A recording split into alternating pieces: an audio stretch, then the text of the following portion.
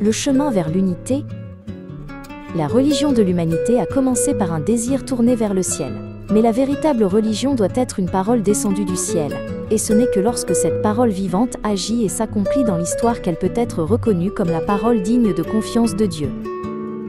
Pourquoi est-ce que j'existe? Comment dois-je vivre?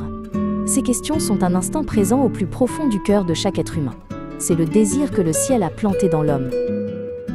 Les sutras bouddhistes, le Coran et la Bible contiennent tous des réponses à la soif humaine. Chacun renferme une sagesse précieuse.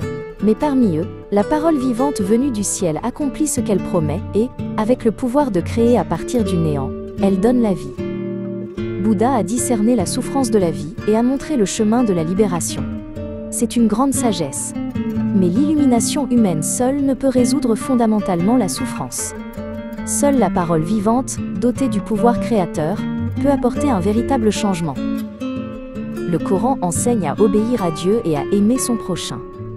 La prière, l'aumône, le jeûne et le pèlerinage sont des pratiques très nobles. Quant à cette dévotion s'ajoute l'accomplissement de la parole venue du ciel, une lumière plus parfaite est reçue. La Bible est la parole vivante donnée directement par le ciel. Elle commence par la création, continue par les alliances données à Abraham, Moïse et David, et s'accomplit enfin à travers Jésus. Ici se trouve le pouvoir créateur qui accomplit ce qu'il a promis de ses propres mains. La particularité de la Bible est que Dieu nous a aimés le premier. Avant même que nous le cherchions, il est déjà venu à nous, et avec le pouvoir de sa parole qui crée à partir du néant, il a réalisé cet amour dans l'histoire. Les étoiles du ciel et les fleurs de la terre témoignent de la puissance du Créateur. Tout au long de l'histoire, l'humanité a aspiré à un monde meilleur. Ce désir même indique une vérité. La Bible proclame cette vérité comme une parole vivante, et en enregistre l'accomplissement réel. Les différences entre les religions sont comme les sons distincts des instruments. Lorsque tous les instruments s'harmonisent, une belle symphonie est créée.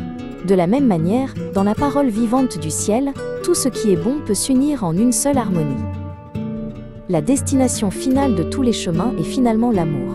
Sauver des vies, aimer son prochain et vivre en tenant ses promesses. Voilà l'essence de la vérité. Et cet amour a été véritablement accompli en Jésus. Jésus a proclamé la paix. Comme il l'a dit, « Que la paix soit avec vous », la véritable paix commence par l'unité. La parole vivante du ciel, avec le pouvoir de créer à partir du néant, guérit les divisions et parfait l'amour. Alors, ne nous divisons pas mais unissons-nous, n'haïssons pas mais aimons, et construisons ensemble un avenir plus lumineux.